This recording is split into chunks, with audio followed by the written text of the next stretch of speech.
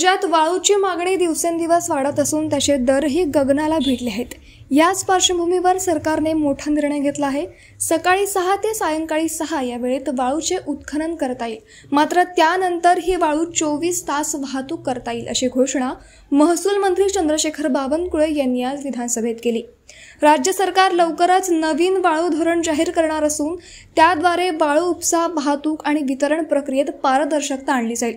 घरकुल योजनेच्या लाभार्थ्यांसाठी देखील मोठी घोषणा करत बावनकुळे म्हणाले की घरकुल बांधकामासाठी वाळू घाटातील 10% वाळू ही मोफत दिली जाईल, मात्र अनेक ठिकाणी घरकुल धारकांना वाळू आणण्यासाठी 50 ते 60 किलोमीटरचा प्रवास करावा लागतो, त्यामुळे खर्च मोठ्या प्रमाणावर वाढतो।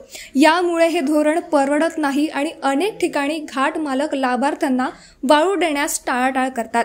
या प्रकरणी कारवाई करण्यात येईल असेही त्यांनी स्पष्ट केले।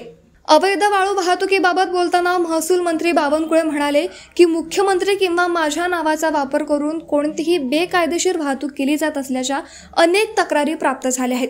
यापुढे मंत्र्यांच्या नावाचा गैरप्रकार करणाऱ्यांवर थेट गुन्हे दाखल केले जातील आणि त्यांना तुरुंगात पाठवले जाईल।